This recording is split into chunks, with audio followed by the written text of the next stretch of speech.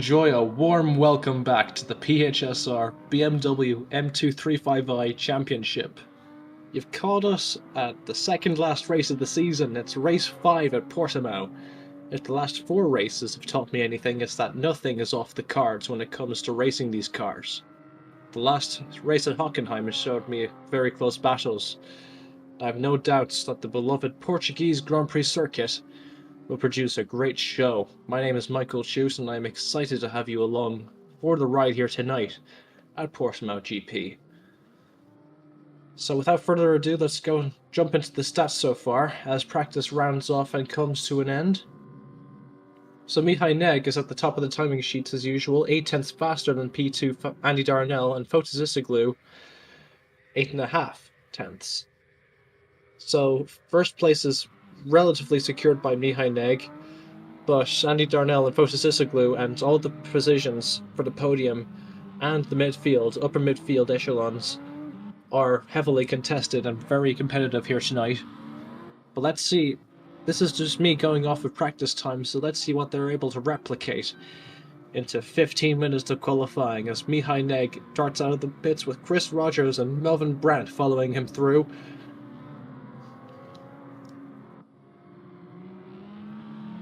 So it's going to be a second before we see any proper lap times here as they complete their out lap.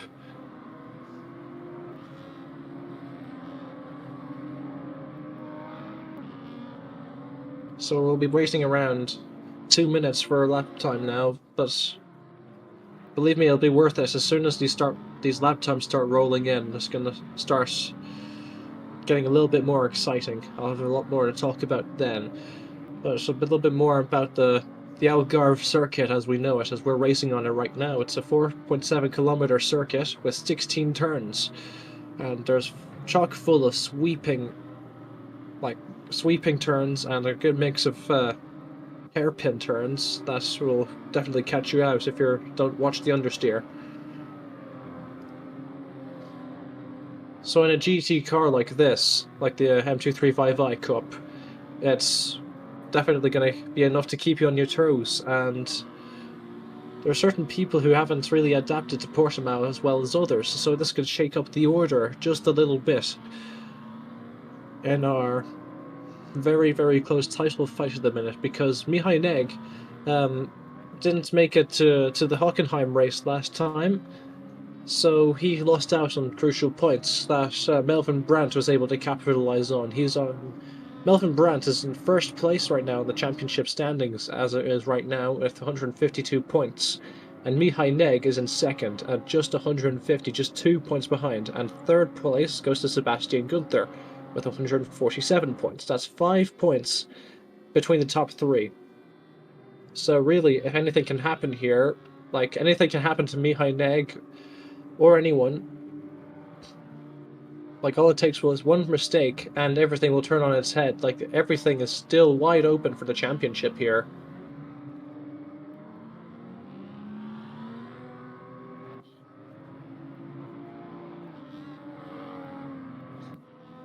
So they're on their first hot lap now. They're being timed. This is their first timed lap.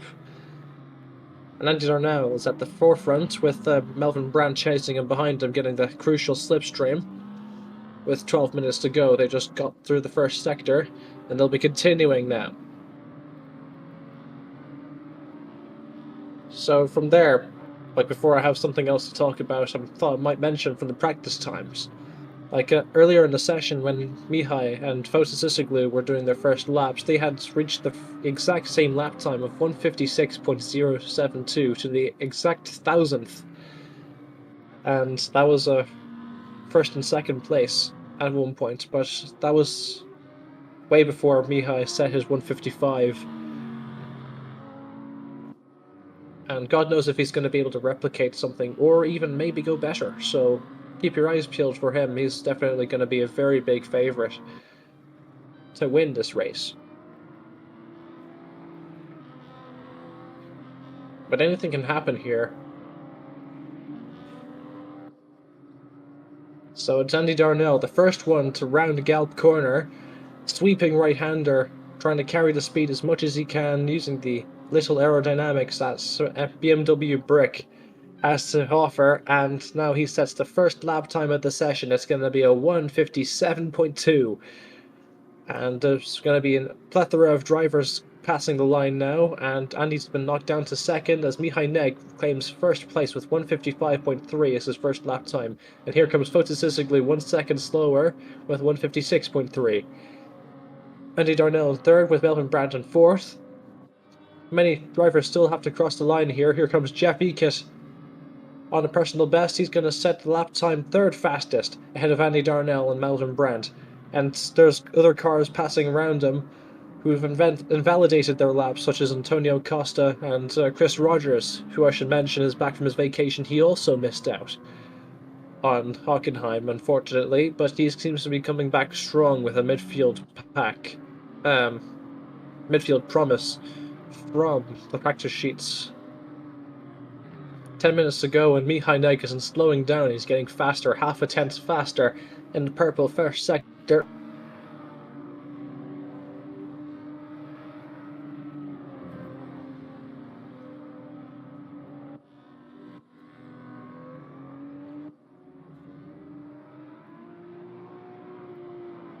So I'm really interested to see what the rest of the 21 car grid can really display out here tonight. It's going to be this is a really tough place out here for track limits in particular, so it's entirely possible that we might get a few people that don't actually qualify. So it might be, if I could recommend these drivers do one thing, is to get a banker lap under their belt before they start pushing very hard. So, like, if you don't get the proper lap in, you'll have a safety net to qualify ahead of those who couldn't put a clean lap together. And yeah, that is my advice, as Andy Darnell goes faster, just barely ahead of Jeff Eakett, and takes third. It's enough for the inside line on the race start. But let's see how this progresses. Jeff Eakett's going to be closer now. He's 3/10 off the pace, just barely in Sector 2, and he's coming to the end of Sector 3 on the straight, getting the toe ahead of him from Antonio Costa, and he goes 5th fastest and stays there, as Antonio Costa takes 3rd place ahead of Andy Darnell. Andy Darnell is now in 4th. And now it's Tonio Phantom taking 7th place ahead of Melvin Brandt and Chris Wilms in 9th.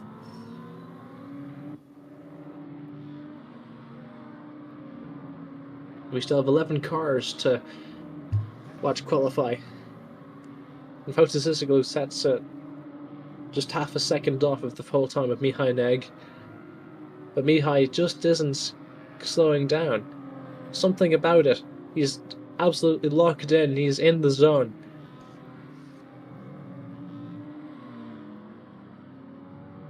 And he goes off the track, unfortunately. He won't be going faster, but he was displaying such unrelenting consistency that we might be seeing these 155s as a normal occurrence here in the race. And here comes Andy Darnell, 2/10 off of the pace in Sector 2. He's going to be rounding off the final corner very shortly and going on to the start-finish straight. 7 minutes to go, and Andy Darnell's on a personal best. Can he get any position on this lap time board from where he is right now? He's in 4th, was in 4th, and now takes 2nd for himself. 1/10 ahead of Fotis in 3rd. And that is a critical front row start that Andy Darnell needs to really ensure the fight now for this race. As Sebastian Gunther sets his first lap time as 4th, 6/10 off the Mihai Neg's pace. And I should mention that Mihai Neg is setting 1:55.367 as the pace right now. So that's the relative. As Melvin Brandt picks up his shoes and goes 6th fastest behind Antonio Costa. It's a solid midfield start, but it's a little bit subpar for the performance. If Melvin Brandt in 1st place in the championship, if he wants to maintain that championship lead going into the last round, he's going to need to pull up his socks.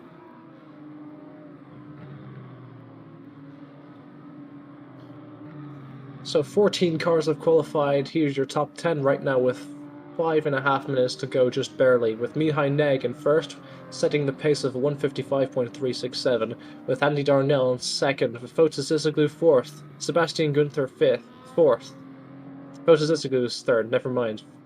Seb's in fourth, Costa's fifth, Brandt sixth, Ekich is in seventh, Hira Kutachville in ninth, and Polyapuri. No, I keep skipping numbers, I'm very sorry about this. Brad 6th, Ekit 7th, Hiri 8th, Hiapri 9th, and Stewart 10th. And that is your top 10 right now. As Stewart sets his first lap time with 5 minutes to go.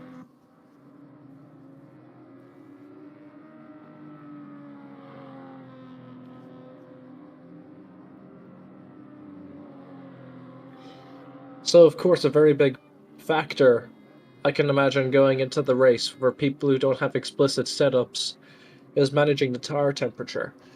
Because, especially in a heavy car like this, where you're pressing the car's tires more deeper into the surface due to the weight, and there's on the Algarve circuit, there's a lot of sweeping right-handers and left-handers, and there's not a lot of downtime between corners to cool your tires. So over time, your tires are going to heat up into the red. The left-hand sides are going to struggle particularly bad. Like thanks to Galp Corner, that sweeping right-hander, the final turn, and usually in a qualifying session, you'd be able to reset to pits and get your tires cold again so you can just start from the beginning. But in the race, you won't be able to do that. You'll have to live with it, and the people who can adapt to that the best are going to be the ones who reap the rewards here in the race tonight. As Fotis Isoglu has a purple first sector and only 2/10 off in the second. Let's see what he can pull out of his hat.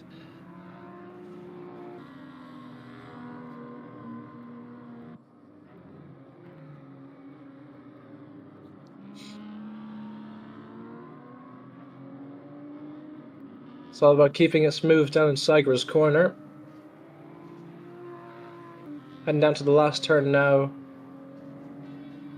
And I can't wait to see what he's got finished up there. With 3 minutes to go, this is going to be his last lap after this one.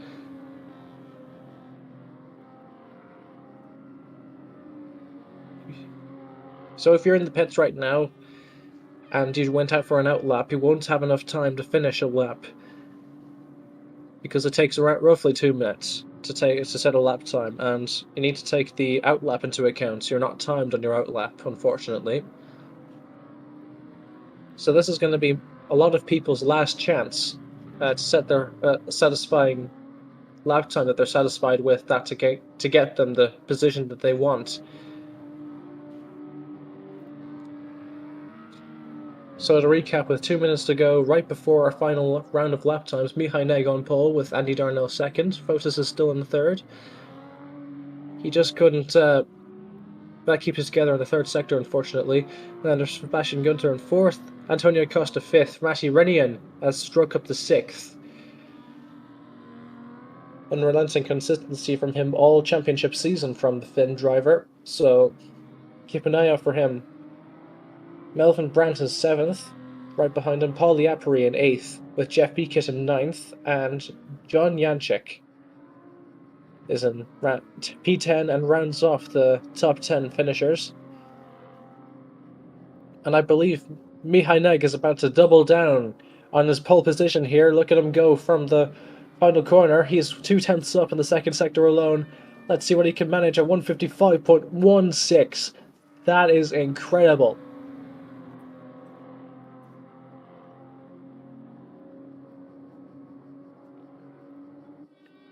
And here comes Ricardo Costa now in the 671. The green car with the tow right now stays P13. I had a little bit of help from the car in front, but unfortunately it just wasn't enough. And Jenny Gavin Ware stays in P17 right now.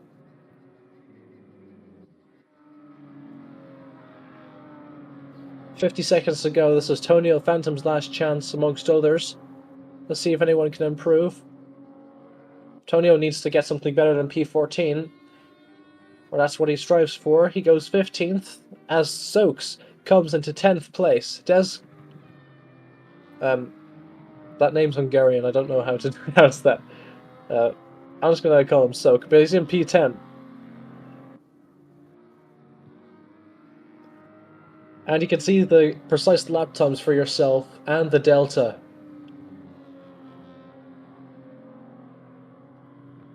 So the top 8, roughly top 10, are within a second of each other.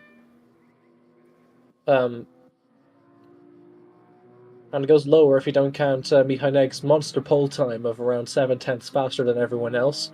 But you get the idea. It's going to be very, very close here tonight. It's very, very satisfying to watch these cars get so close in lap time, and it really shows the element of competition that these junior BMW cars can really drag out of experienced veterans and newcomers alike. So 3 minutes until warm-up, and we will be racing very shortly in the BMW M235i Championship.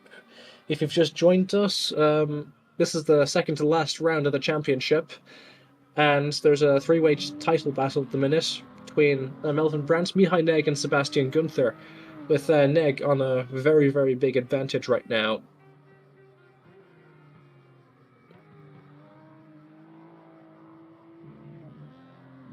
But I wouldn't rule out any other fights for the championship, because Mihai, it's entirely possible that something can happen to Mihai at the race start. Especially regarding how aggressive the turn 1 is. Like, it's up there with Monza's turn 1, Primera corner, very fast right-hander. People will often go through there too wide, double file, and it usually doesn't end very well. So it's a very dangerous track with a lot of opportunities to go off track and garner time penalties as well if you're not careful. So that's something you need to stay on top of as well as a driver.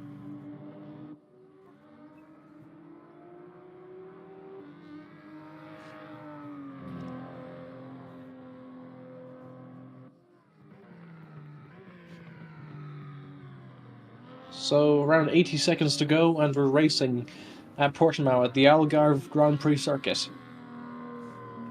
Should be a good one.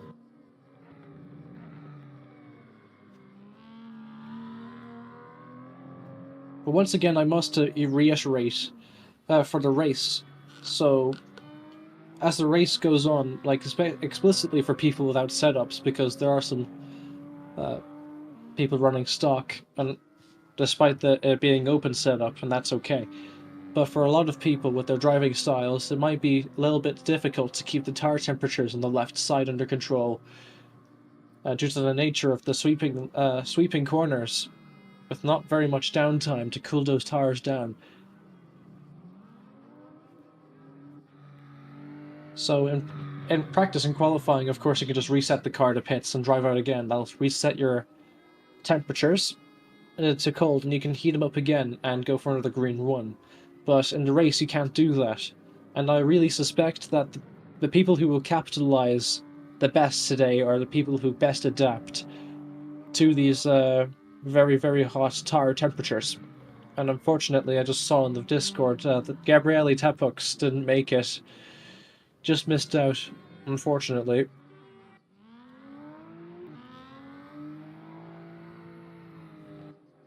I'm just having a look. Henrik Andreasen didn't make it either, unfortunately.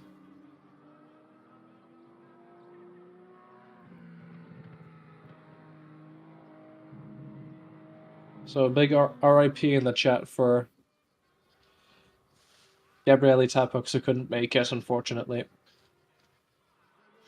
So we're in formation now for the grid start for the first race here tonight at the BMW M235i Championship.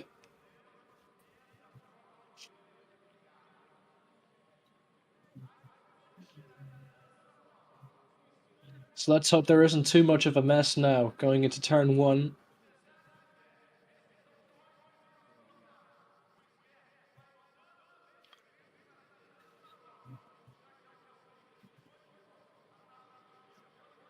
I cannot wait for this race start. It's going to be fantastic, I bet. It's going to be worth the wait. Worth the awkward silence that is being generated between me and the microphone. There we go. 5 lights ahead of the drivers now. There's going to be Mihai Neg in front and Andy Darnell in second, runner-up. Who's going to get there first? As the lights are still on. And we go. Now green for racing.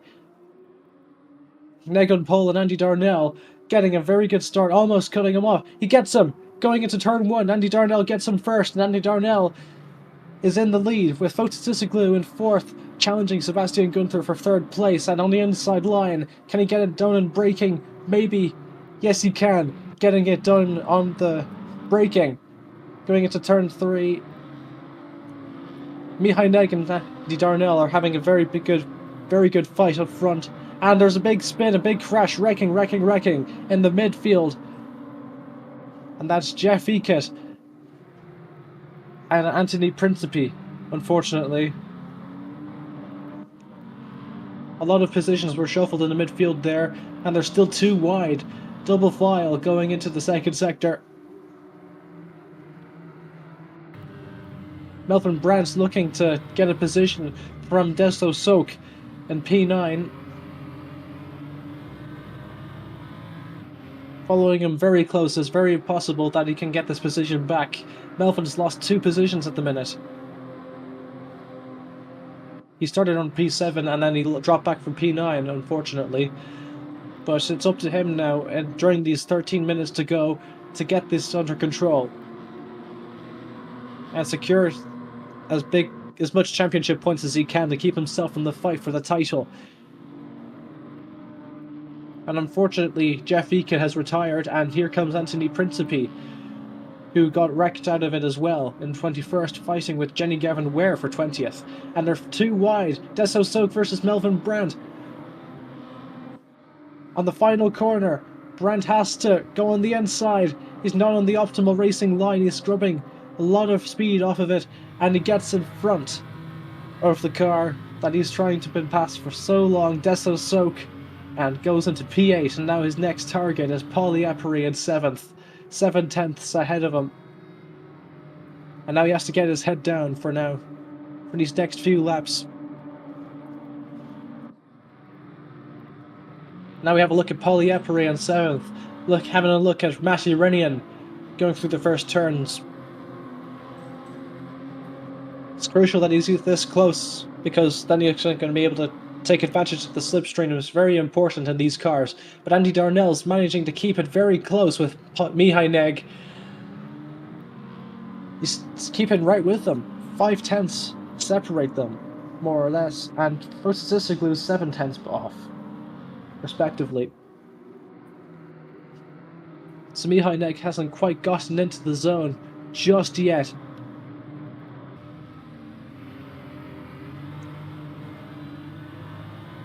And where there's inconsistency, Andy Darnell is consistent, and he really capitalizes on those who cannot get into the zone in time. And look at him go, is Andy Darnell in first place now.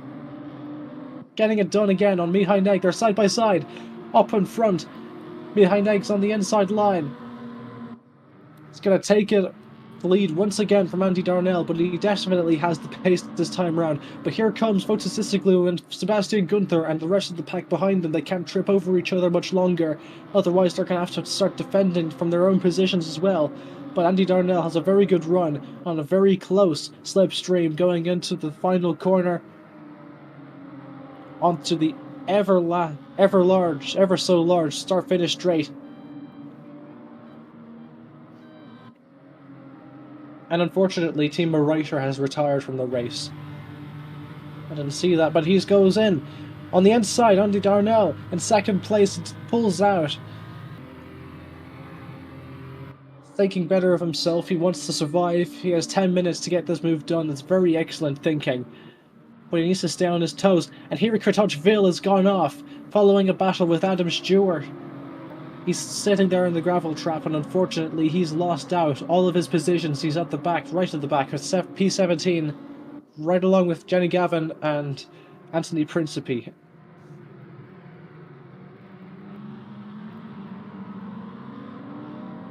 the battle remains close with with the top 5, and everyone is actually still remaining close. Well, 3 wide in the midfield. That looks like Antonio Costa and Melvin Brandt and Matti Raikkonen. That was very courageous of the 3 there, on almost very big contact there with Matti Raikkonen and Pauli Apari. Tapping us. They go onto the exit. Moving into Samsung corner, sweeping right-hander. Have to watch the exit speed, but also not so much the understeer. It's very important to get this corner right. It gets you so much lap time here. And it's important to keep it right. In your quest for consistency.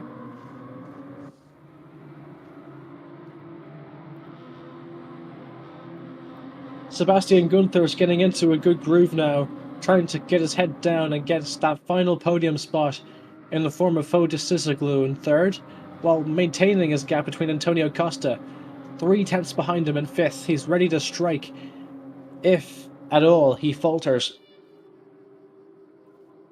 Start-finish straight, Mihai Negs in the lead with Andy Darnell trailing him by half a second, and Fotis Sisoglu in 3rd by a healthy margin, and Sebastian Gunther and Antonio Costa are in that train right now, and Sebastian looks like he might be able to challenge for the position very soon.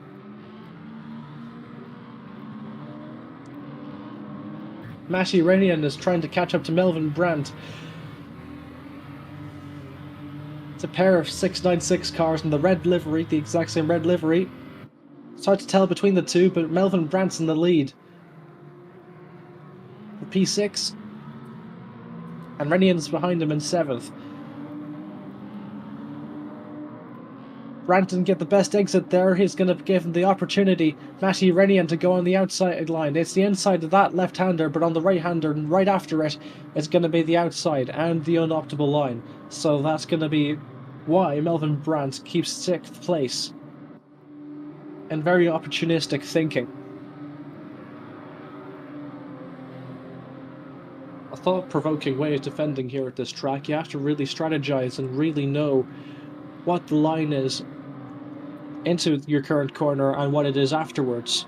So you can plan accordingly to your defense or offense, depending on how you can make it work. I've seen it before. It's really, really interesting.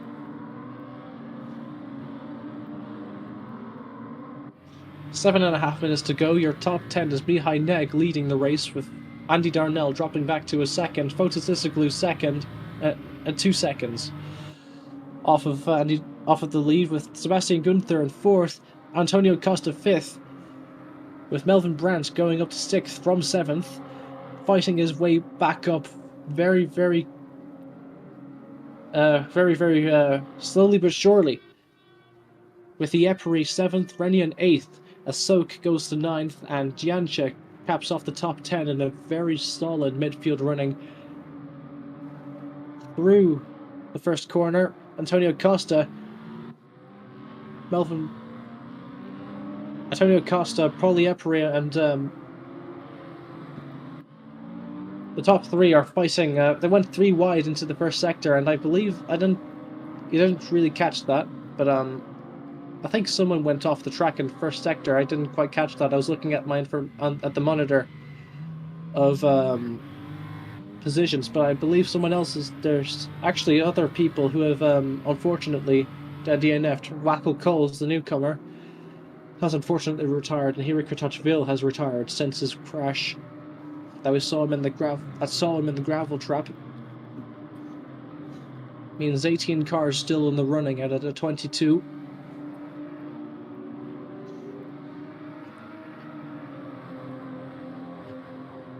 So the podium positions have changed. It's Sebastian Gunther now in P3, with Antonio Costa 4th and Fotis Sisoglu dropping back to 5th.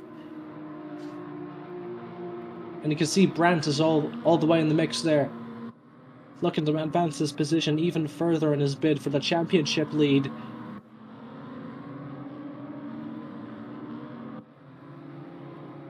It doesn't get any closer than this. It's a 5-car train for 3rd place. Look at him go.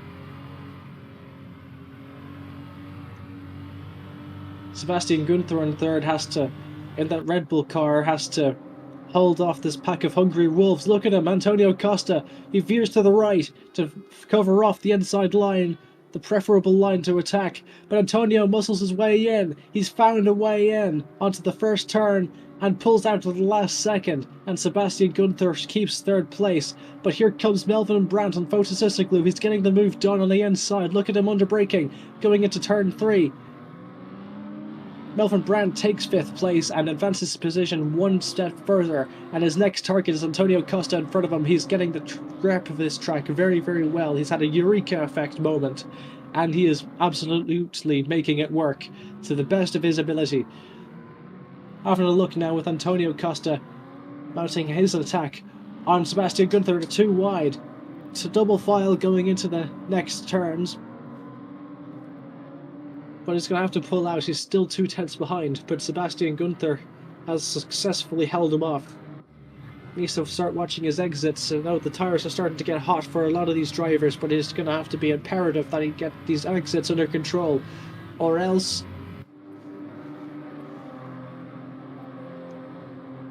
Antonio's still hot at him. Definitely giving Sebastian Gunther something to think about.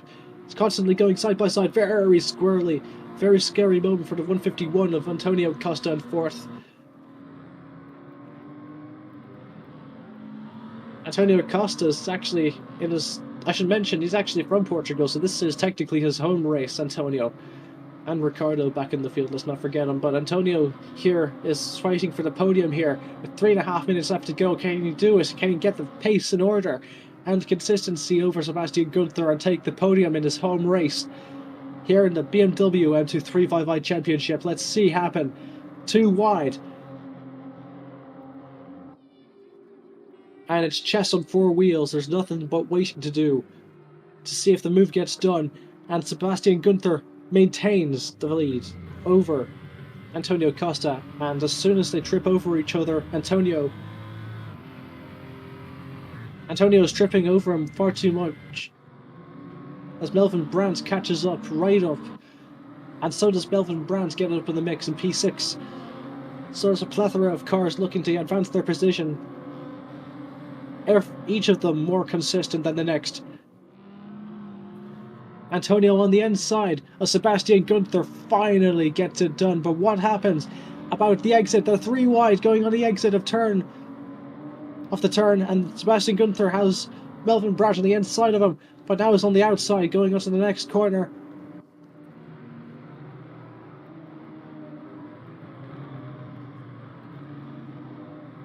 And you can see Poliepri tripping over the curb. He was going up on 2 wheels through that middle sector, following Melvin Brandt. He hasn't lost too much time, but he needs to start watching what curbs he trips over and how much time he's losing, and the risk-reward factor that's involved in something like risk-taking on this track.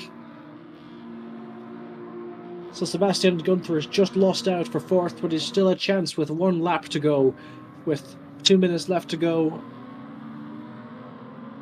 There's time for 1 more lap, and I can imagine that this battle is far from over. Not just for 3rd, but for the rest of the midfield as well that follows, with Melvin Brandt in 5th, trying to find a way around Sebastian Gunther. 2 people fighting for the same championship lead, fighting for the scraps of what Mihai Neg left behind.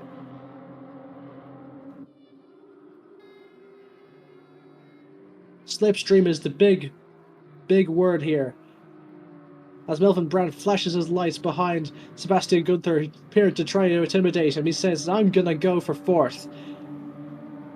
And he's going to take that championship lead away from Sebastian Gunther if no one else. Even if Mihai Neg takes this win, it's going to be still a fight for 2nd between Sebastian Gunther and Melvin Brandt. And Melvin has fought all the way back from P7 this evening, dropping back from 9th and recovered all the way to 5th. He's not relenting in any way whatsoever. He wants this. He hungers for this as much as anyone. And by God, he'll do anything it means to get it. But he's running out of time to do it. See, he's only this lap left, and he's running out of time. He's only got a sector and a half left to go as he follows Melvin Brandt around. And let's not forget that Antonio Costa is streaking off into the distance.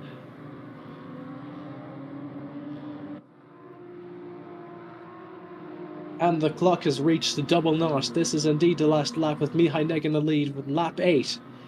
With Andy Darnell in second, Antonio Costa third, with Sebastian Gunther fourth, and Melvin Brandt trying to take that away from him in fifth.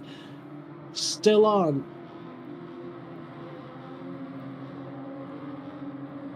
As Mihai Neg crosses the line to finish the race in first place, and everyone else solidified in their podium spots, with Andy Darnell second and Antonio Costa third. Melvin Brandt has gotten the worst exit, unfortunately, but he's gotten a tow from the car in front of him, Sebastian Gunther. Still not over. Cross the line, and it's Sebastian Gunther who maintains fourth place ahead of Melvin Brandt. This is important points over the Swedish driver, and Antonio Costa gets his podium at his home race here tonight in Portimao, with Andy Darnell second and Mihai Neg winning the race over a crushing margin, with Fotis Isoglu once in the podium spots now relinquished to seventh over a very tough midfield competition. A well-earned midfield finish from John Janczek, who started 10th and finished 8th ahead of Matti Redian and Stokes, who rounds off the top 10, with Chris Rogers finishing 12th and Adam Stewart finishing top 11. Ricardo Costa in 13th, and Bruno Machado starting from the back of the grid. He joined last second and 22nd, and he fought his way back up to 14th on the grid, so he's going to be starting from there in a very nice position indeed going into race 2 this evening. Antonio Phantom stays where he finishes where he started in P15, and Chris Willems in 16th, and Jenny Gavin Ware finishes in 17th. And that is it for the finishers. We have 5 DNFs in the form of Principe, Hira Kotochville, Blacko Coles, Timo Reiter, and Jeff Eckett.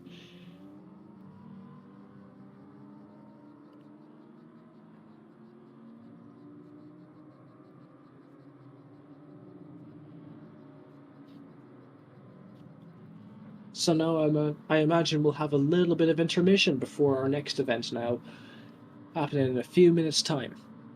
So don't go anywhere. You just stay where you are, and we'll be back racing in a few minutes' time. We'll maximum of 5 minutes of intermission.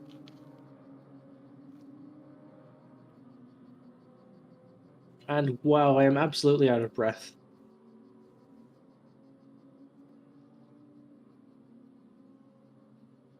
The Algarve Grand Prix circuit never disappoints, does it?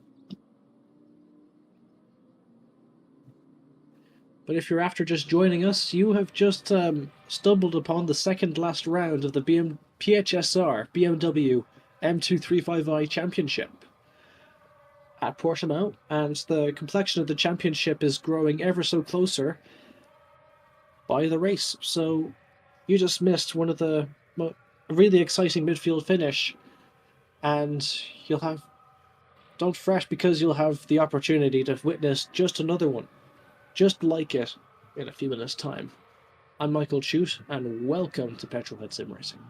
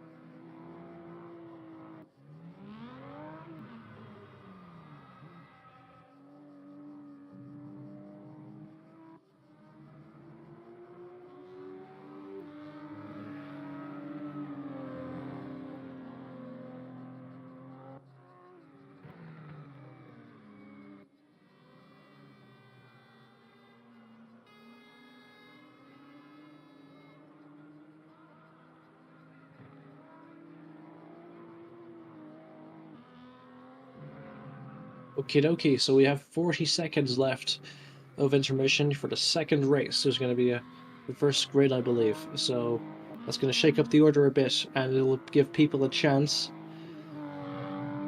to show what they're really made of if they're given their proper grid position. So people like Melvin Brandt will be benefiting from this very fully.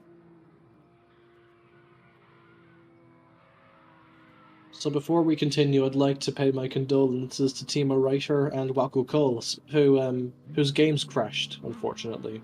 They didn't crash the car. So, big F in the chat for Waco Coles and Timo Reiter. That's very unfortunate.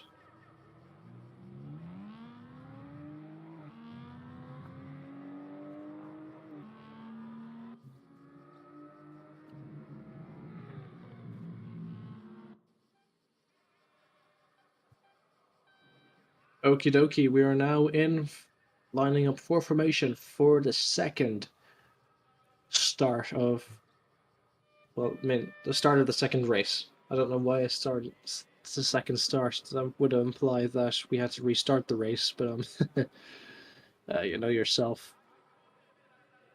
Little things.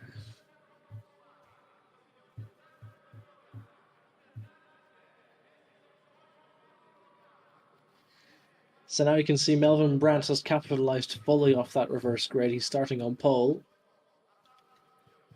And it looks like Sebastian Gunther lining up next to him in second place.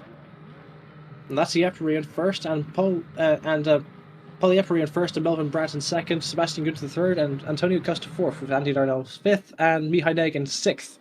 Here we go for a half an hour. 3 wide, going onto the first corner, and Melvin Brandt has already gotten, that's Polyapri trying to go on the inside. And that's a spinner now for Mihai Neg. He's gone really, really wrong going into the first corner, and this one who has dominated so heavily in the first race now has a mountain to climb. Over half an hour of a feature race with Melvin Brandt in second and Polyapri first. He just couldn't beat him off the line, but Sebastian Gunther now is knocking on his back door, and Andy Darnell in fourth, and Andy's fighting off Fotis Isoglu for fifth. P4 is at stake, they touch wheels. Fotis is on the inside of this next corner, but Andy's going to have the inside of the next. Very peculiar sector. But so is the way of the Algarve circuit. They continue to bang wheels, it's rubbing as racing now. As they move on to the next straight over the hill, as Polyapri leads from Melvin Brandt, and Sebastian Gunther has now found his way to third place, with Andy Darnell fighting Fotis Isoglu for fourth, and Fotis gets it done.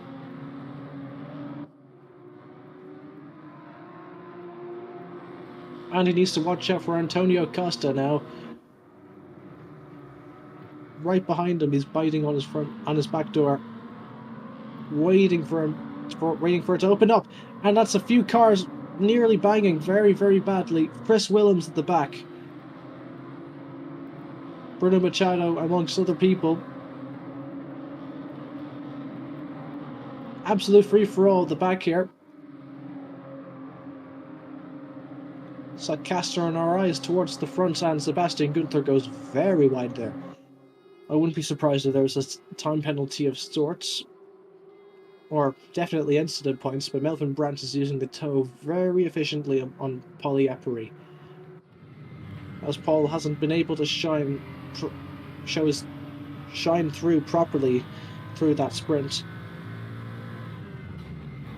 Now wants to establish his front row prowess once again, as he showed at the start of the season at Brands Hatch. He's going to show it again at Portimao.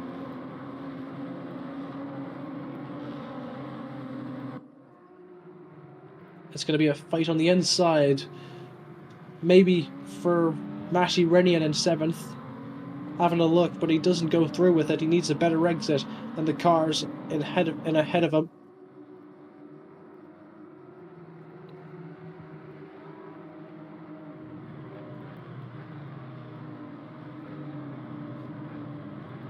Melvin Brandt is keeping up very, very close to Polyapri in front. And it seems Polyepri seems to be struggling a lot with the corner exits. The traction control system on the car seems to be grabbing him by the legs, and he can't move forward out of the corner as fast as Melvin can. So let's see how far he can hold on now. As Gunther starts getting closer and gets into the mix as well. Three-way battle for the lead now, going into the third lap of this race.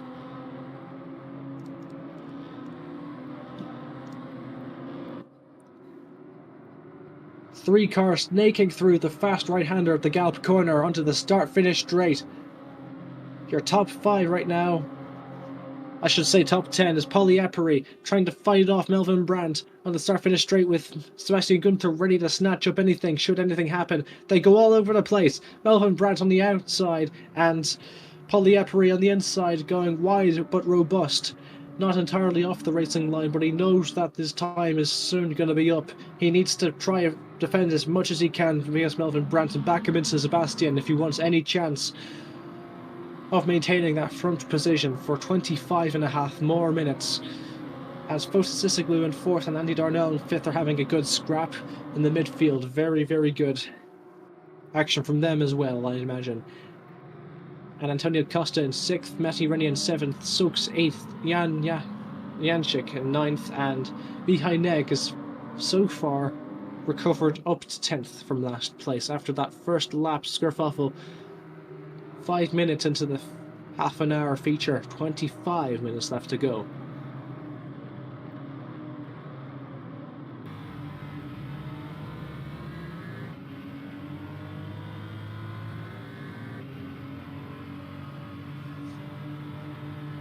So they go into a sleeping left, into a fast right. It's a Samsung corner. And he takes a slightly tighter line than Fotis. He's getting a good run on him here. Very close racing between the 4th and 5th place. Very good points racing. And Antonio Costa's knocking on the door as well. He wants a piece of the pie. Surely doesn't want to miss out on any mistakes. Melvin Brandt is still working at Polyepri here. He's going to have the proper tools now. Going onto the start-finish straight. As they veer across the track over to the left-hand side. Everybody follows in order to get that sweet, sweet toe. And Melvin Brandt on the outside doesn't quite get the advantage he needs to get past. He doesn't have the grip. But neither does Sebastian behind him, so he's going to have to start getting on his toes, and that is one of the boldest moves I've ever seen. Melvin Brandt nearly getting ahead of Polyepri on the outside line, but their contact ultimately ended that endeavour, with him losing out to Sebastian Gunther and relinquishing to 3rd place as one of the other cars, I believe Bruno Machado in 12th, one of the other 696 cars, has spun round, unfortunately. That could have been... Actually, that was Matti Rennie, I should mention. He was running high in the midfield when that happened, unfortunately, so... Very big rest in peace from the chat for Matti Rennie, unfortunately. But Melvin now wants to try get back into that prime position. This is exactly what Polyepri has wanted. He wants to back Sebastian Gunther and Melvin Brandt back into each other to try get them to trip up over each other as they fight for 2nd place, as Polyepri gets a clear track ahead of him and builds that gap towards him and his victory. He's done so well so far. He's gone 7.5 minutes in, and he's still leading from pole in the reverse grid.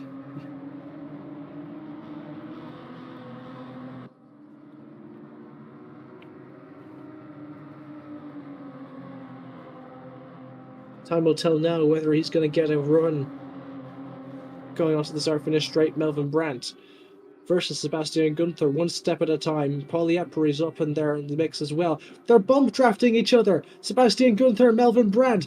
What an exceptional showing of teamwork. I cannot believe it. Sebastian Gunther gets bump drafted by Melvin Brandt in third. to take the lead, and that slows him down just as Polyepri loses out and relinquishes down to third. That teamwork pays off. Yepri does not expect such a thing to happen, and Melvin Brandt was able to capitalize off that fully. Absolutely incredible teamwork there. And this Polyepri tries to go for a switchback and got absolutely tripping over each other there. Bit of a contact. Doesn't seem has much damage, but could very well be suspension damage we don't know of.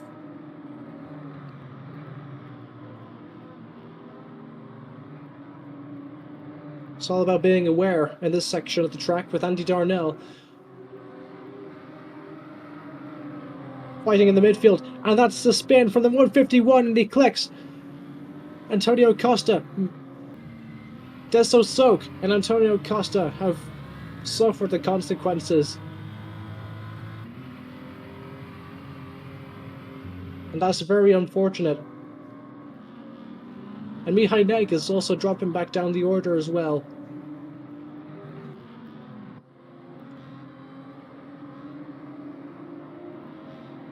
And Mihai Neg is vanished, unfortunately. I think he crashed.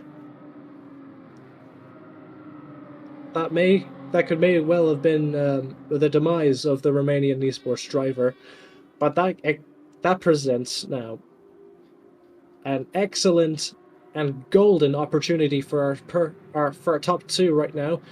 That gives a lot of scope to Sebastian Gunther and Melvin Brandt, the two other contenders in the championship, apart from Mihai Neg, to try and get a leg up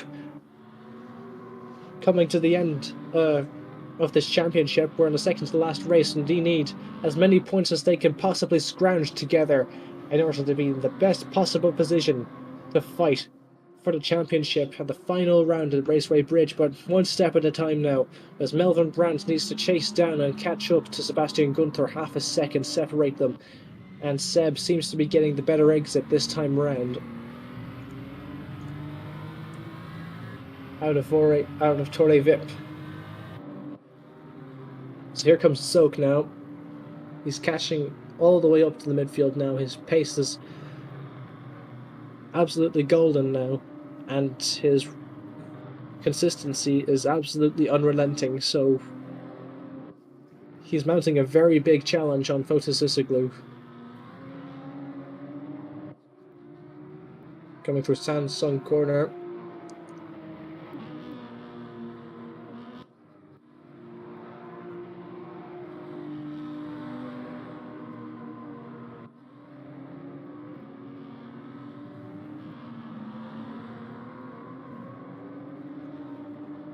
Deso Soak getting a bit squirrely there on P6.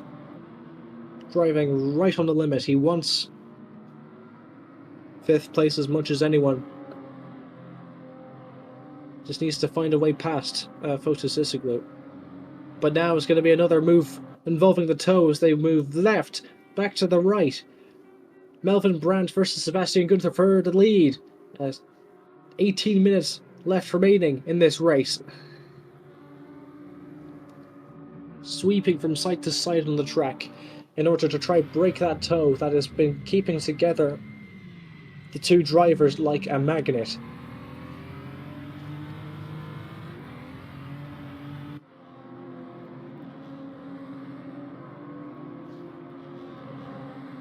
And Seb is under pressure on every corner now.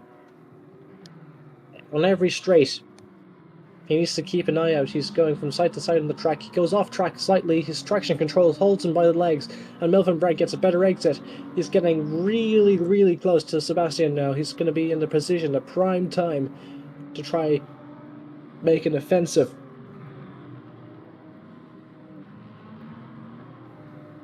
And mount an offensive he does, going out of Samsung corner. Sweeping left into the sweeping right of Portimao corner. Who can get the corner right? Who can get the line perfectly correct, minimizing the understeer and maximizing the cornering speed? It looks like that they both get it really, really good. But Sebastian has absolutely fumbled it into the braking zone. Melvin Brandt appears to be on top, but Sebastian fights back on the inside line. But there's going to be a switch back from Melvin Brandt going into the final corners, out of Sagres and into the Galp corner. The final corner onto the start-finish straight, and they're going to be side by side. One of them's going to be scrubbing a lot of speed on the inside line as they go too wide out of Galp. And Melvin appears to be in front, but that's Matty Renian once again at the back there on P13. He's lost out on the midfield, unfortunately, but now he's at the back. Big mountain to climb.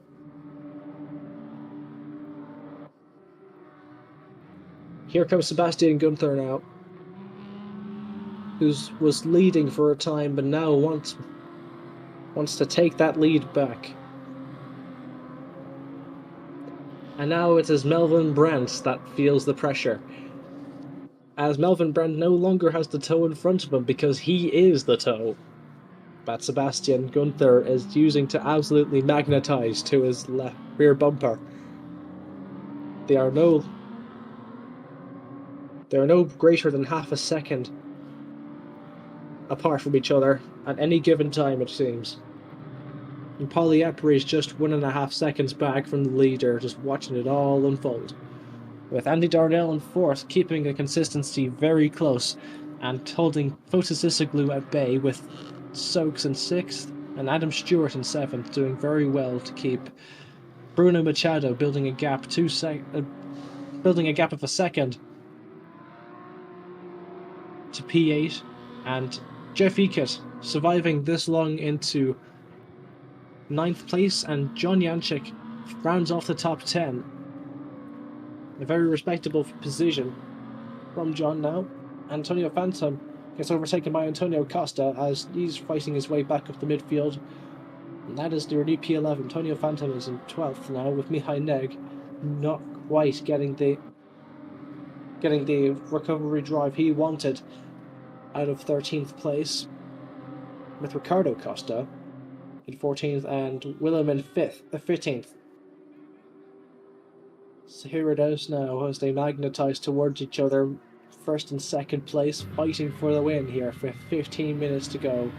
It is half distance at lap 9 here at the Algarve Grand Prix circuit here at Portimao.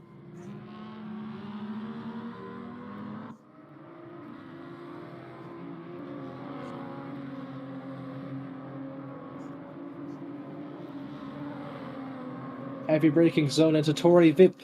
Heavy braking. That's hard to get right on these traction control settings. That requires a lot of hours of practice on that corner alone to really nail.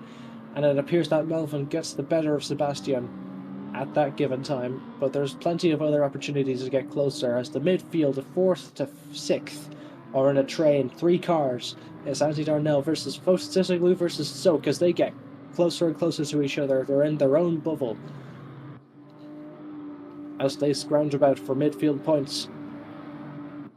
And a damn good thrill.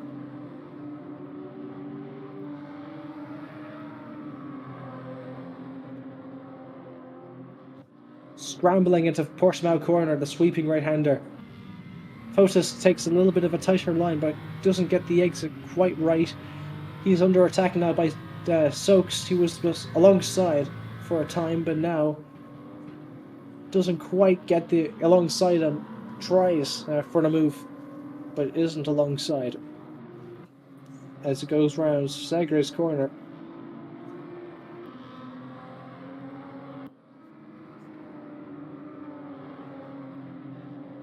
And we're back to the all-important draft. And I tell you what, Melvin Brandt is doing a very, very good job holding Sebastian Gunther at bay. He's making monumental progress.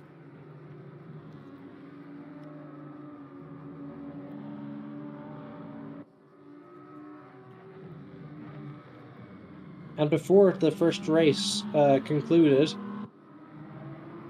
according to the race results of Hockenheim, Melvin Brandt was in the lead because Mihai Neg didn't attend.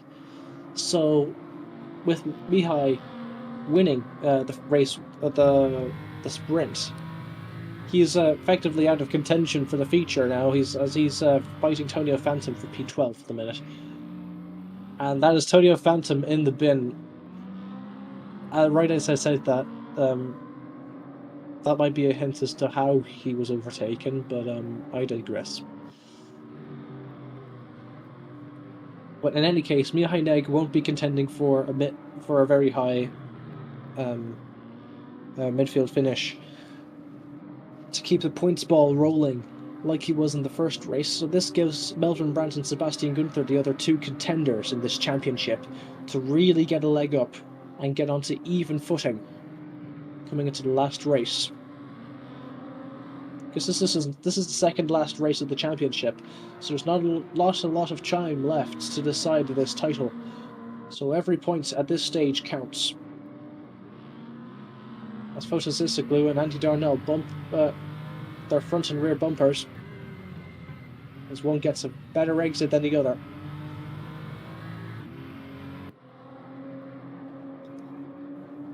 And Fotis looks to be set up for a nice little bit of slipstream, as is Sokes, watching this all unfold in front of him in P6.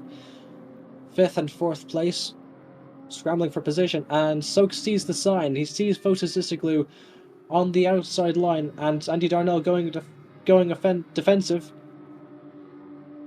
Unfortunately, Sokes couldn't get far, just quite close enough, but I could tell that he was trying to get close enough to try bump draft, to try help himself and Fotis into the ahead and further better position.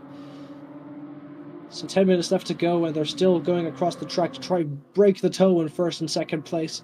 Sebastian Gunther still trying to scramble to get that 1st place back, because he was in 3rd place before the beginning of this round. So Seb would really need these points over Melvin Brandt right now, and the points he needs to get ahead are right in front of him, 3 tenths away.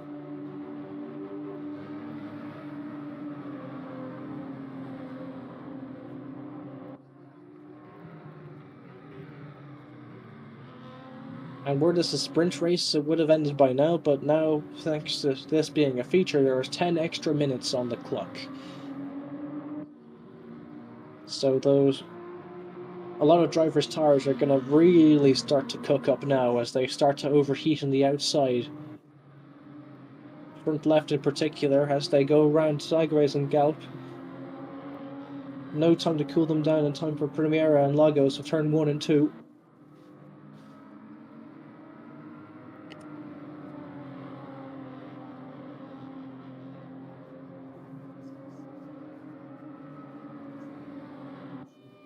Oliapri is starting to drop back a little bit more every lap from the top 2. But it remains very close. Like, Iapri is still a mile away from Andy Darnell, so he's not under threat at the minute. It would take a colossal mistake from Iapri's part to lose the position he's in now, I'd imagine.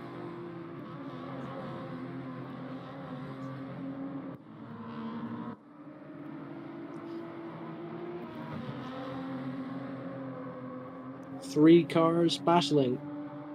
4th, 5th, and 6th.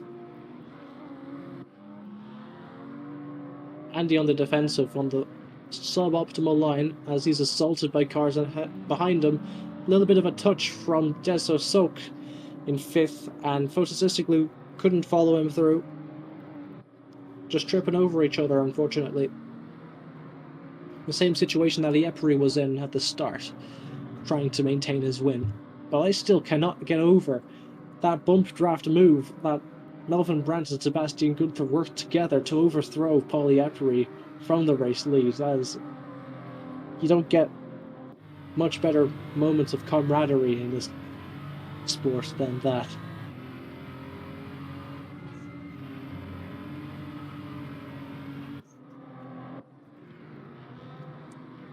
John Janczek still working away there in 10th place and having 9th in his sights as he eyes up Bruno Machado but he needs to watch out for Antonio Costa as well, who's trying to make a recovery drive. But everyone's starting to cook now, if they weren't before, which I highly doubt. But certainly everyone's starting to suffer now.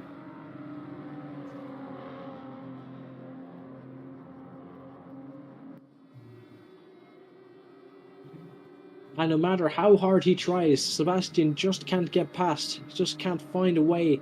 Despite the big draft he's getting on the start-finish straight, he just can't find a way past Melvin Brandt, who's made himself so wide and so robust, but fair. And that is the key to defending successfully at the Algarve Grand Prix at Portimao.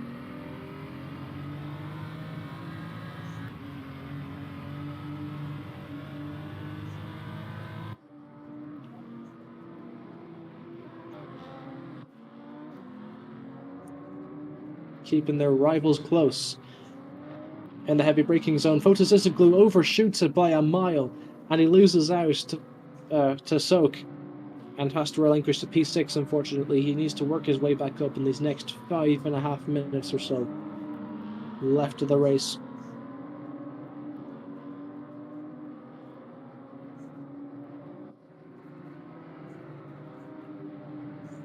This has been nothing, absolutely nothing but excitement here tonight.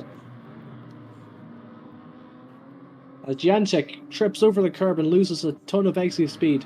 He's under attack now by Antonio Costa in a supposedly damaged car.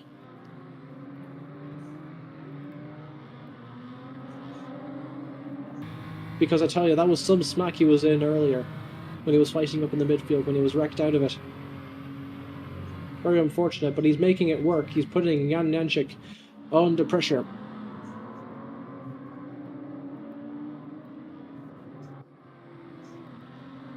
He's definitely nailing those exits, but Antonio just can't keep it consistent enough as Mihai Neg passes to take P11. And yet again, Sebastian just couldn't get that open door he's been seeking for this past while. None the start finish straight anyway, but as Melvin Brandt trips over a curb,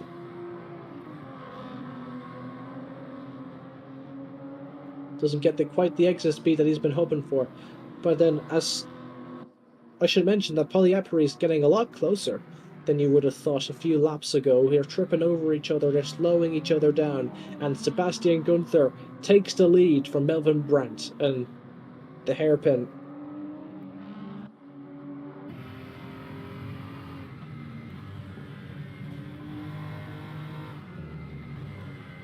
Through Samsung corner.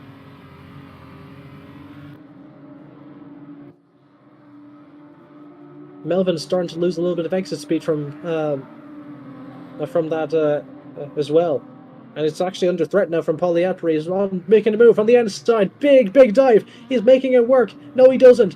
He went from third to second, almost to first, but he hits big contact. A very aggressive move, but very courageous from Polyapari. But unfortunately, Sebastian Gunther makes a switch back and keeps second place. I have no idea what kind of damage anyone has got, but what I do know is that this is really big for the lead of this race, because this may have spoiled the race, the battle for the race, because Polyapari needs to work together. No, he cannot. He doesn't need to fight now. He needs to work together with Sebastian Gunther in order to catch up and try contend for this race win here. That was a missed opportunity to try keep the pack bunched up together.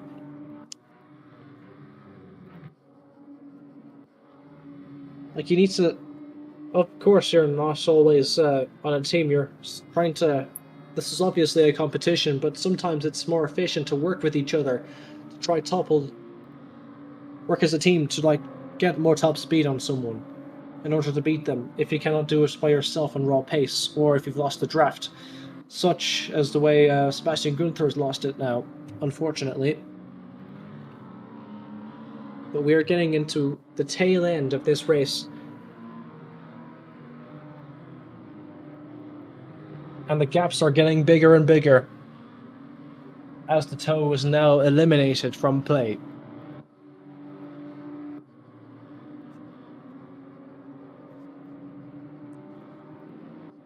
One minute 30 left on the clock, and we will be not too far away from our final lap.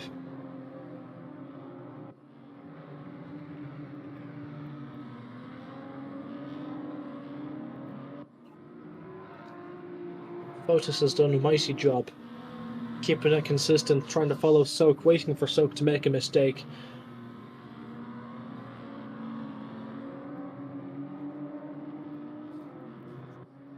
But the key word here is patience. Soak is obviously very experienced, and he obviously knows what he's doing, so he needs to keep himself calm and utilize that grizzle and grit he's obtained over the years. So now this is going to be the last lap of this feature race. Half an hour of constant racing and constant laps have come down to this final lap, where Melvin Brandt is leading 1.5 seconds from Sebastian Gunther, and that was almost a move from P6 to P5 from Potasistic, but he just couldn't make it work. He's under the pressure now. He's definitely feeling the time for waiting is over as the clock is ticking down to double knot. Once again, he's running out of time. He's running out of corners. He needs to get this done quickly as he can.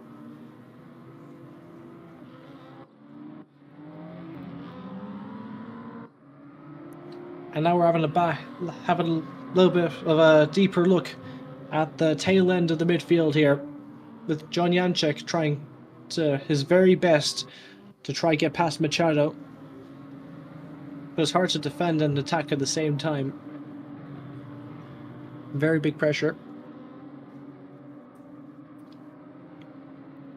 Round Samsung, and then this is going to be the final time. Sweeping left-hander of Craig Jones into the Portimao corner.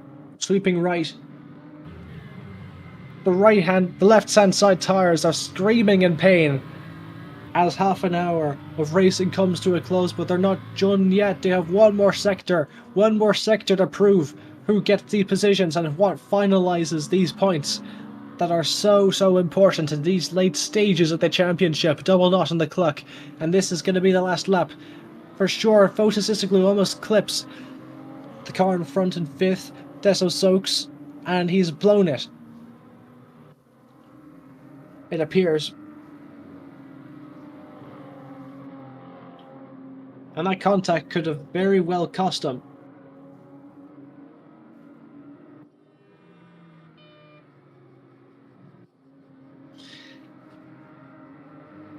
Having a look at the back of the midfield now, Bruno Machado gets overtaken, he goes wide, and that's John Janček. After a big weight of a mistake from the cars in front of him, and that's John Janček swiping from side to side and headlights flashing. Absolute happiness from John Janček as he finished 9th, and a very respectable midfield finish as everyone else crosses the line. A very good achievement for a half-an-hour feature indeed. So I should mention, after a very big race-long battle over half an hour, Melvin Brandt has overcome Sebastian Gunther and Pauli Epri through decisive teamwork and specific opportunities and gambles that paid off very well in his favour. He's going to be even on points, relatively speaking, with Mihai Neg coming to the final races now. Round 6 as Race Room Raceway.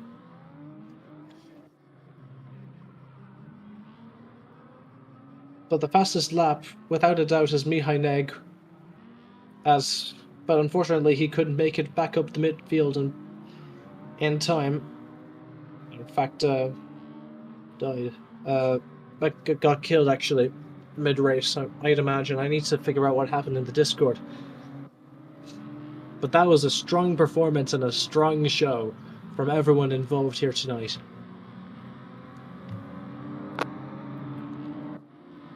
So if you can hear the Discord chiming in there, you can definitely hear that people are joining the channel that I'm in. We're going to have some post-race interviews very, very shortly as we come off the tail end of this race. And there's a few people I am very, very excited to talk to about their very strong race performance. That was a very, very good show here tonight. I'm very, very happy.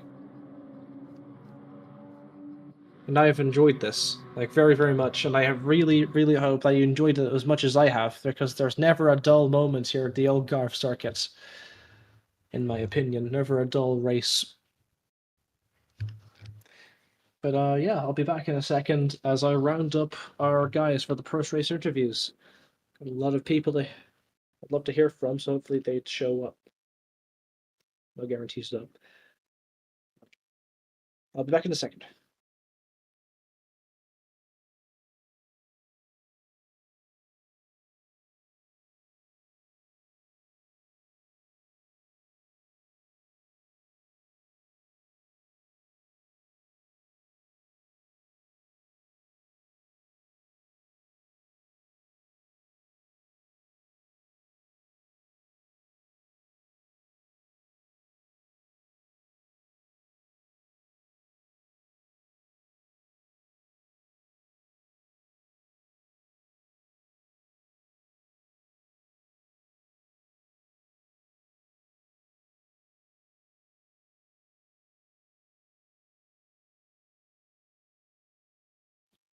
Okay, I've returned. So I've sent out the beacon, the ping for everyone that, if they want to talk about their very exciting race week, this that just happened right now, they'll come and tell us about it. But for now, before everyone else joins up, I'd like to mention that everyone else on the server was actually suffering from a bit of a ping issue. So like, it seemed to be universal from every driver according to the Discord. So just keeping you updated.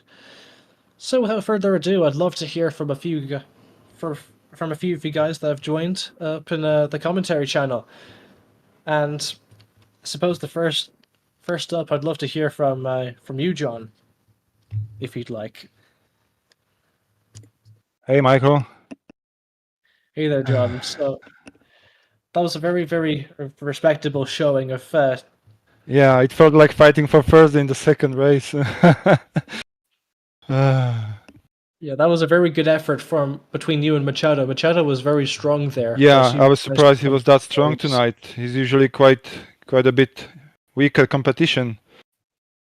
I was more worried about Antonio, is it? Costa? What's his name? I don't know now. Yeah, Antonio was dropped back. I was expecting him to just get me sometime soon, but I managed to hold him off, but it was a fight. And in the first race, by the way, when I was fighting with Matti Renon, or how his name goes. Yeah, Renian. Ooh, Renian. Oh, never mind. I was shaking in the first sprint. But surprisingly, in the second race, I kinda got into a groove, and I managed to keep my breathing and relaxation on point and hold my own against both of them around me.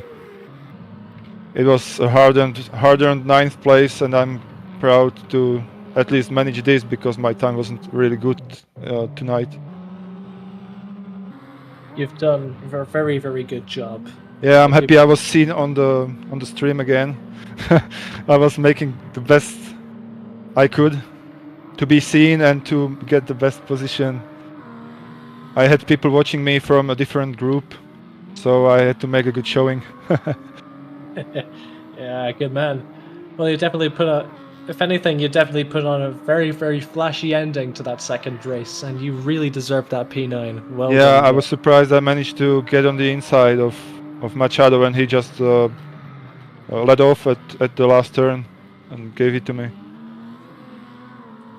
Yeah, like, you seemed like he went wide. Do you think it might have been a time penalty or maybe a bit of a... It's possible. I was fighting off tracks left and right. I was trying to lose the penalties in the corners, and I usually managed. I had like a lot of them. The worst I had was like 0.6 of a second. Coming into the uphill right turn over the crest. I was insane, managing to hold on after all this. Yeah. So you definitely put on a very good show. You definitely deserve a really good rest. Yeah, thank you. I also had a freebie from Mihai Neg because he managed to disqualify from all the fighting and collisions. Oh, seriously? That's what happened Yeah. to him? Yeah, he disqualified like a lap to go or something. Oh, damn. I didn't, I thought he got crashed out or something mid-race. Yeah, he got too many incidents from fighting hard and trying to get back into front. He got in front of me a few times, but then he just disqualified and gave me a freebie. That was nice. Anyway, I'm rambling now. Yeah, like you did well. Like, thank you so much for saying your piece. And Yeah, thank you for commenting again. It was entertaining to listen to. Yeah, I think I did a lot better this time than I did previously. But well, I had to focus on my driving more, so I listened when I had the time. But it was pretty nice hearing me mentioned quite often in the second race. Okay. Yeah, don't worry about it. Right, Thanks again, and have a good evening. Bye. Have a good evening. So that was John Janczyk, who, if he just joined, he just towards the end of the feature race, he was the guy who just jumped 2 people at the very end to finish P9 after working all race to achieve such a result. So I suppose next up, I'd love to hear from the man himself, Andy Darnell. Good evening, Michael. Hey there, Andy. So you had a very strong performance in the first race, finishing second. Is there anything in particular that fell apart, during the second race? No, not really. I mean, I was surprised by my pace, to be honest, today. I haven't practiced that much, but me and Fotis, we had some absolutely amazing battles today.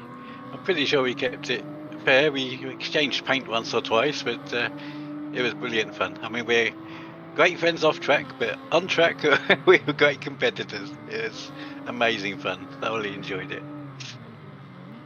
Yeah, of course. You with Fotis and Soak in the second race were particularly... Hey there, Jenny. Hello, guys. We're doing post-race interviews at the moment. Sorry, say again? Sorry. We're doing post-race interviews on the stream. Fantastic. Yeah, that's great. Great case, guys. In any case, what should we call it? Where was I? Yeah, like you, Fotis, and Soak were fighting towards the tail end of the second race and all the way through. Like, tell us about that. There was a lot of fighting with that. Yeah, I mean, we exchanged paint once or twice, but overall, I think it was absolutely amazing. It was amazing fun. That's all I can say, really. It's what we sign up for. This is what we all enjoy to do. You know, enjoy doing. It's fair racing. You know, nobody's doing any crazy moves. We just I wish I'd seen this fair racing, because I think there were 2 races going on today. There was the race at the front. I'm very sorry, Jenny, but I'd really appreciate it if you wait your turn. But in any case, where were we, Andy? Yeah, no, move on. It was a great race. Thanks everybody for turning up, and I hope you all enjoyed it as much as I did. Okay, thank you so much for your time, Andy. I wish you a very good evening. You deserve a really big rest after that feature. There was no time to cool off whatsoever. So that was Andy Darnell, ladies and gentlemen. And I suppose we'll move on to the second guy who was fighting with them a lot of the time, Fotis Issiglu, if you'd like. Hi, Michael. Hey there, Fotis. So I saw you drop back in the latter end of the first race. You dropped from like the upper positions down to 7th. Was there a collision I missed? Yeah, it was some unnecessary aggressiveness from some drivers. I did also one mistake that cost me 1 or 2 positions, but yeah, no, overall it was very exciting, very good. It was, at least for me, it was kept mostly from all the drivers fair. It was exciting. I enjoyed both of the races. Um, I'm happy with the result, all in all. It was fun. Yeah, it was definitely super exciting. Like you're on the, like you definitely made a lot of appearances on the stream. Like you were super close between you, Andy, and Soaks. Yeah. Like in the second race especially. So I'd like. So I suppose, is there anything else you'd like to mention about the race, or would you like? Yeah, in the second race, I was trying to stay as close as possible to Andy, but Andy was defending unnecessary because I haven't any intentions to attack because I know I was planning if I unless an attack, it will be at the last 5 minutes of the race. And Andy was constantly defending and unnecessary and make me losing constantly time. And Choke managed to catch us and become a three-way battle. And I had to push to defend from Choke, and I got some track limits penalties. So yeah, I lost the position from that because I needed to serve it. But all in all the fight, it was, yeah, it was exciting because after Choke passed me, I have no choice to attack, and yeah, it was fun. It was fun. I enjoyed the second race also. Yeah, it was certainly great fun, and you were very entertaining on track. So well done, Fotis. Thank you, Michael. All right. So would you like to say anything else to the stream, or would you like to sign off? Yeah, thank you for your effort to commentate again. I will watch after the stream. Thank you for your time and effort. I hope all the drivers that enjoyed. Congratulations to everybody take part and finish the race. Doesn't matter the position. And I hope the viewers like it and enjoy it as we did. Or thank you so Don't much forget for to put your the like. Don't forget to put the like, guys. You do. what? Don't In forget to any put case, the like. Sorry, Michael. This is Yeah, people don't put yeah. like on the Video. YouTube. It's like and subscribe. That's what we need. this stream is sponsored by NordVPN. But in any case, like, please don't, if you do like this and the banter we have and the racing we do, please do consider liking and subscribing. It really helps us out, and yeah, it was really put a smile on my face. You know, you want to make an Irish guy and made Michael Chu happy, put a like on the video and stuff. Anyway, I'm rambling again. Let's go on and move on to the next person, shall we? So I'd love to listen to Jenny Gavin Ware next, if you'd like to say anything.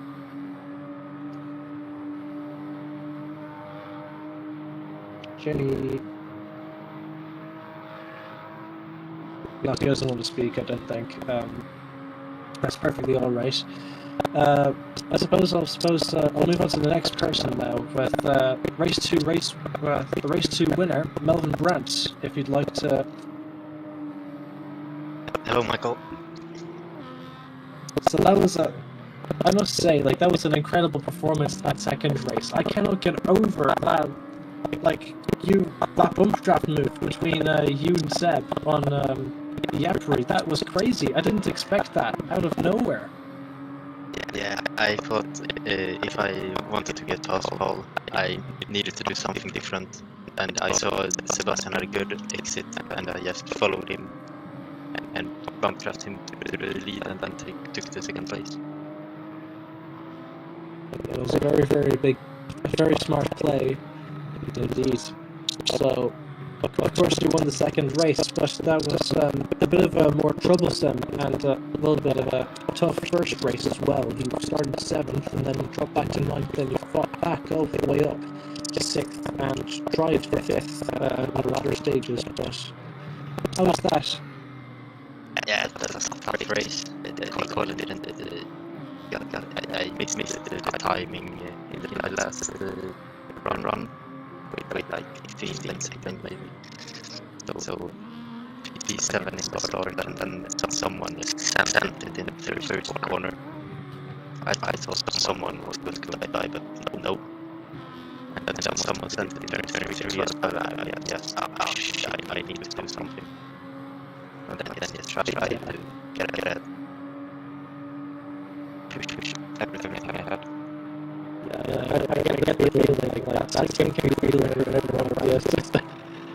Sometimes it's a little bit of a free all around but like you kept your head down to make way to a good time, and you got a good result out of that. You should be on points more or less behind now, and going into the final race. Yeah, probably. I was ahead. Yeah, but the thing is, actually, we should be ahead actually, because Tuite won the race, but he didn't finish the second one.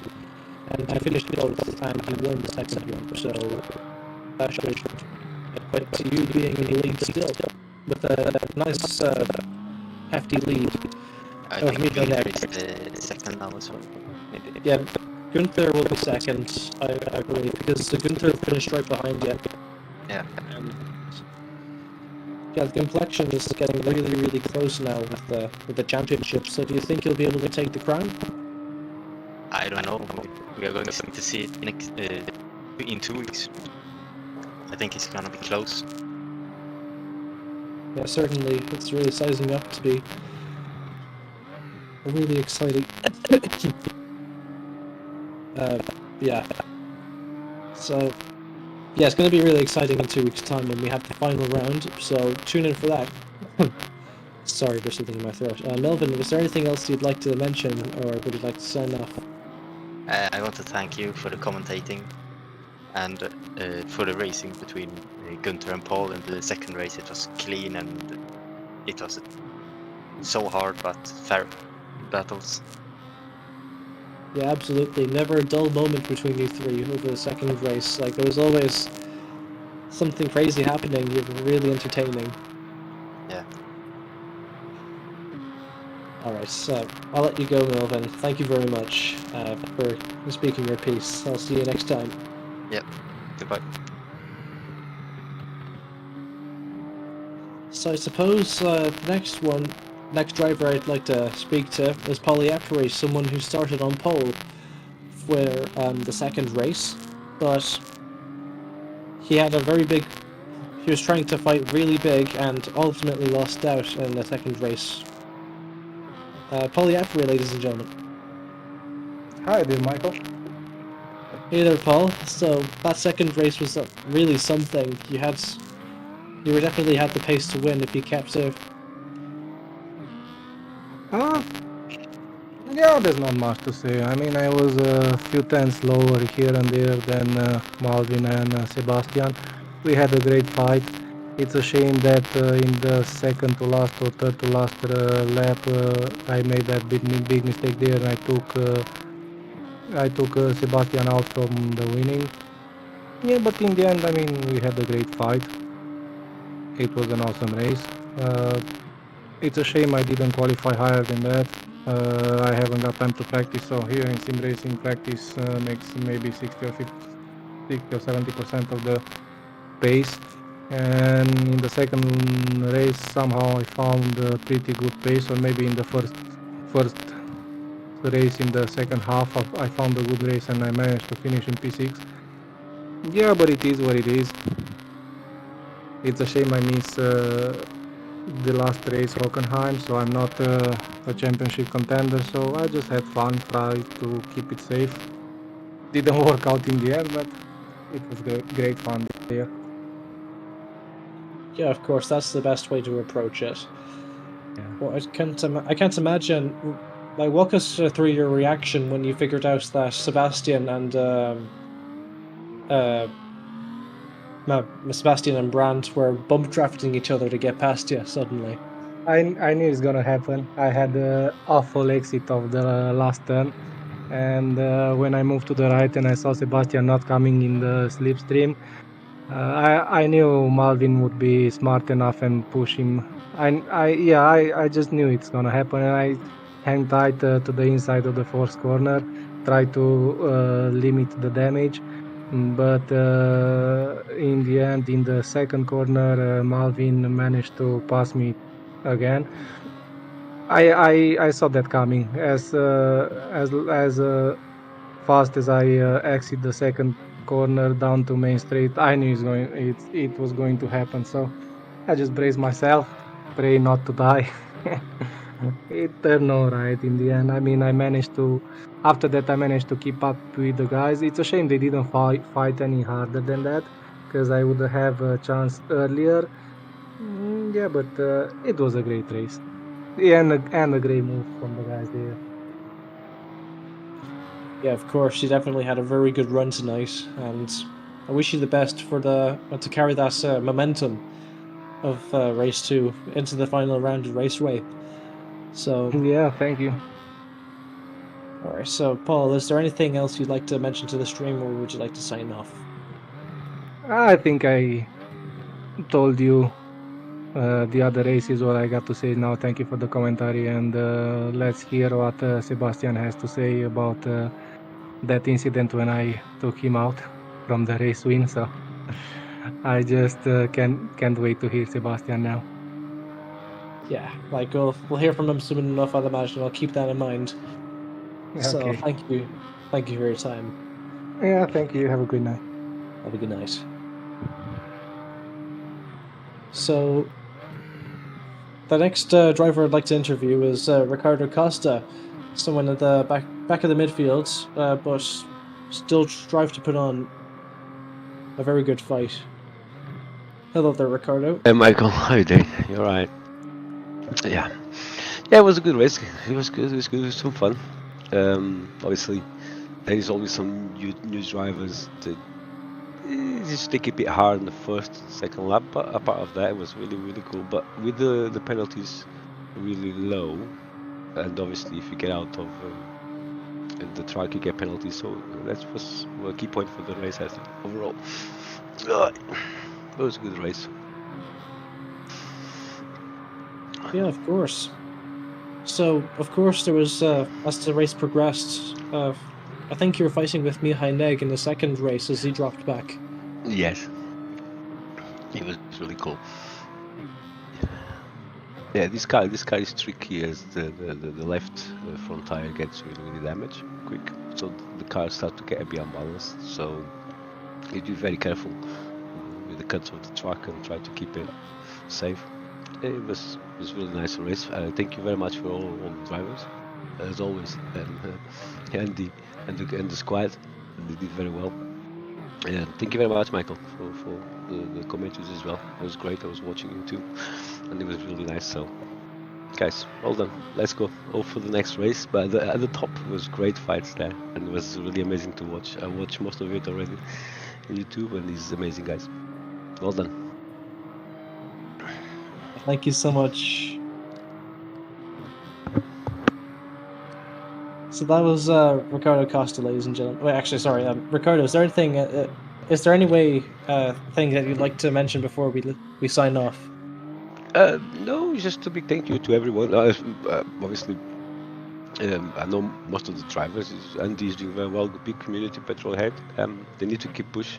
They're doing very well, and no, all I say is congratulations, guys. It's amazing streaming, amazing races. It's always super fun to drive the PetrolHead. They really safe and sound drivers, I will say. And it's really fun. And thank you very much, guys. All right. Thank you so much for your time, Ricardo. Thank you, guys.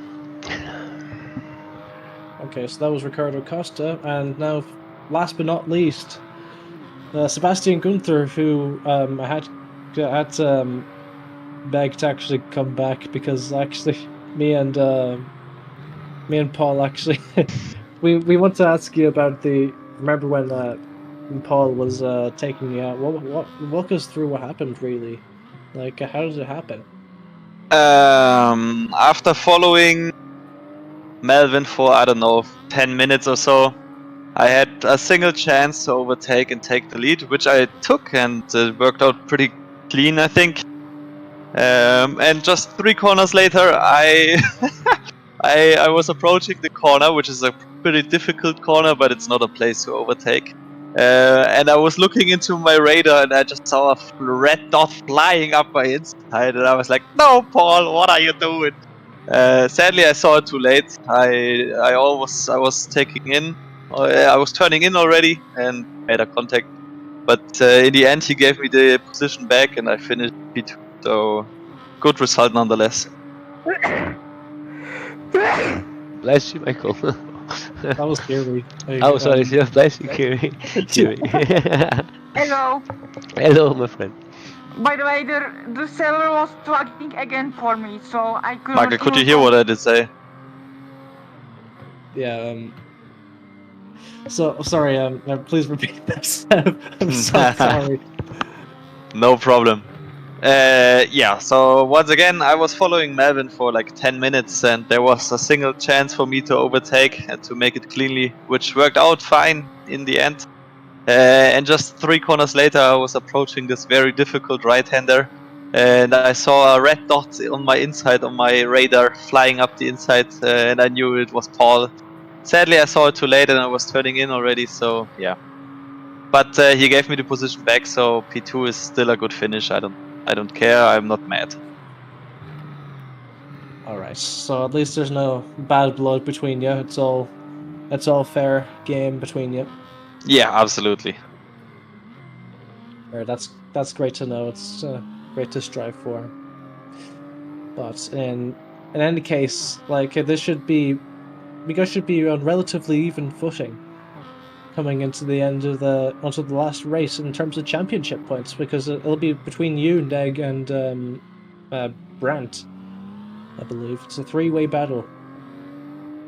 Yep, it's very close. I didn't know the next race was will be the last race. But of course, I will practice for this and participate, and we will see how it goes. Okay.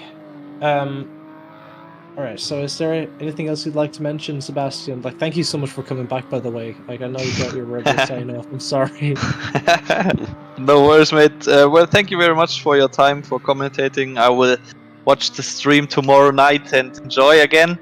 And thank you to everyone else for very clean and fair racing, even though we had pretty high ping tonight. And we will see each other in 2 weeks. Alright, thank you very much for your time, Sebastian.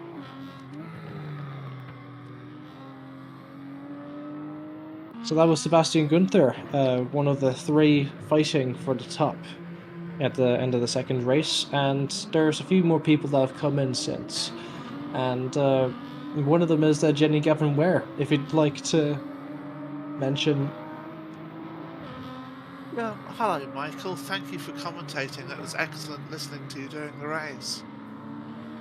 Thanks so much, Jenny, that means a lot to me. You certainly bring some atmosphere to the race, and it makes it a lot more fun for everybody. I had a word with Andy just now, because I did say I'd like to have a little word, yeah? I'd just like to mention that, you know, obviously PetrolHead is a fantastic group, and there'll be lots of people, I hope, watching this video and getting a taste of what it's like to race with us. We are a group that's really about clean racing and being fair play, and we see some fantastic examples of it amongst all of our races. What's really been special for me is that, yeah, okay, I bring up the back of the pack and I follow everybody around just to make sure they're okay, you know? Yeah, absolutely.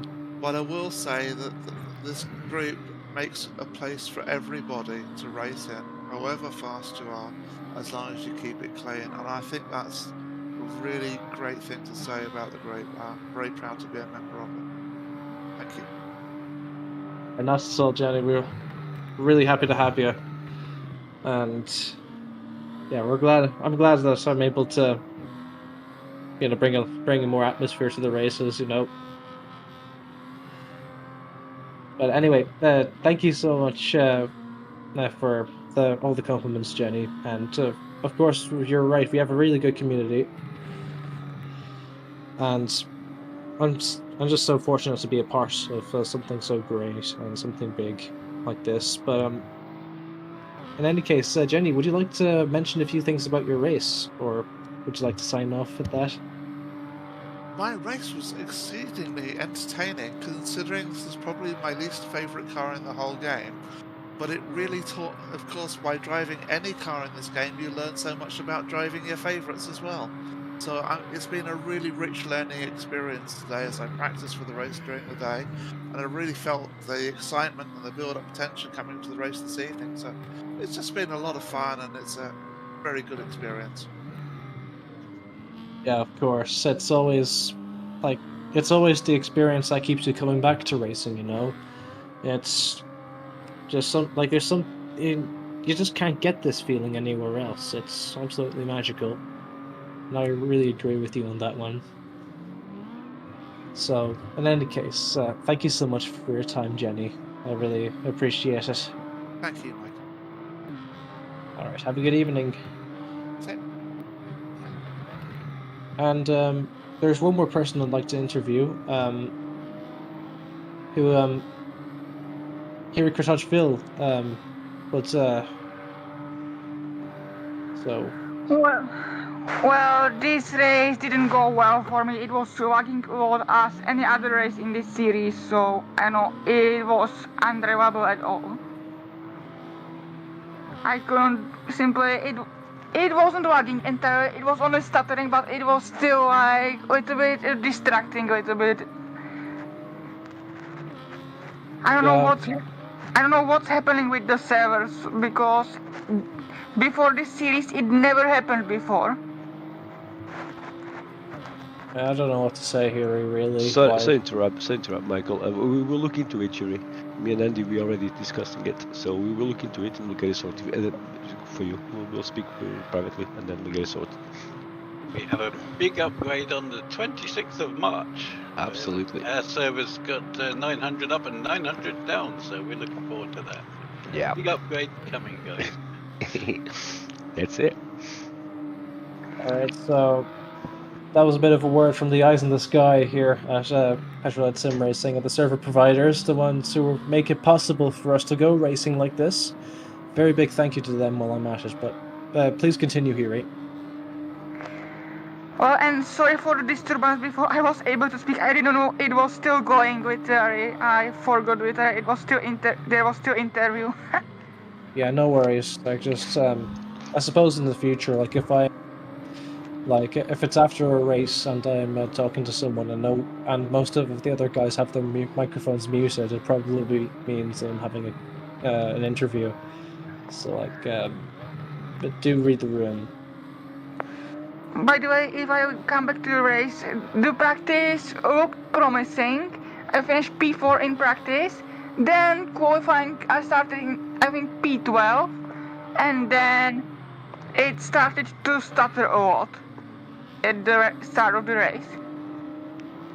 It was simply undrivable, and I left because of this, because I couldn't drive this simply.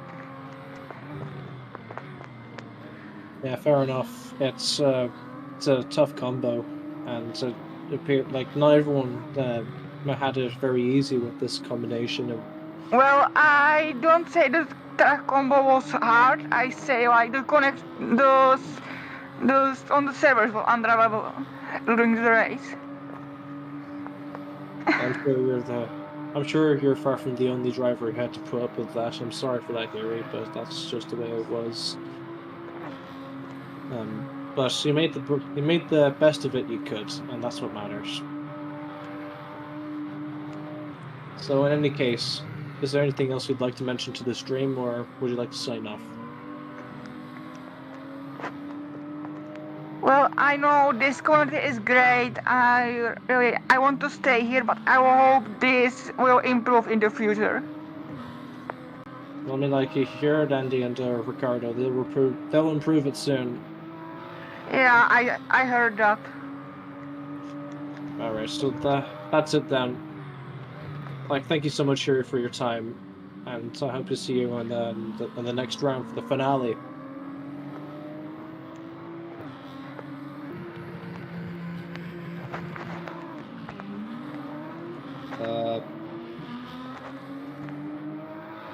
Okay, that was it. That was Hiri Kritot. Hang on. That was Hiri Kritot. Hang on. That was Hiri Kritot, ladies and gentlemen, and with that, we are coming towards the end of the line here tonight. So I thoroughly, really enjoyed these races tonight. I hope you could say the same as I can.